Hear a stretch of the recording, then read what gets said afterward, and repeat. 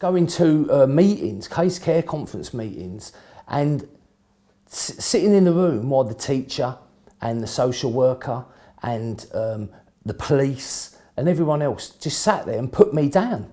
And I'm going, ease up a minute, I'm here, I am here. Because you walked out of there completely battered. And again, it was when the relationship changed with me and a new social worker that the relationship within their meeting started to change. Just to be told, don't worry, I'll help you, is really important.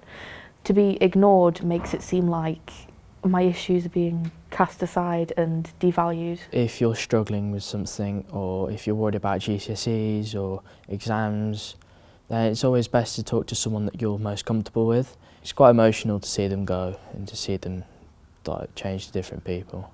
Children need consistency, most of all they need stability, and if you move around and around, you're being taught in your subconscious you don't count. If you've got no relationship at all, it's just going to be catastrophic all round.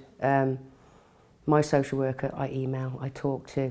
Any problems, I'm straight on the phone. If they make a good approach towards that child, they'll understand the child's needs. Even if it's just a question, just being able to get an answer as soon as I can, it calms me. It allows me to focus on other things such as my education or my social life instead of being so focused on this one little question. I had a really positive experience with the social worker while I was a child in care. She believed in me. We built up a really good relationship where I felt comfortable talking to her, which really helped with my confidence, my self-esteem. They took the time to engage with me on a certain level, find out what my issues were and actually try to address them. You start believing in yourself that you can achieve them goals that people want you to try and gain. Having good relationships with social workers, I think, means that you've got to try and stick to one social worker, so not swap social workers like every few months or every year. Somebody who takes the time to sit and listen, to try and understand the other person's point of view and to support them into making changes for themselves. I like them to be truthful and understanding. You want them to understand what you're going through, and then they can help you further on. Explain what's going on. Not just to me but to my sons. That was the biggest thing. It was about explaining to them what was going on, and then that building that relationship, really, that it's not clinical, you know, they're not like going for an appointment. It was that personal sort of relationship. There's being on time as well is a massive one, or if you can't come, don't ring an hour after the appointment was due. Ring before, when you know there's an emergency, right, I've got to let this person know.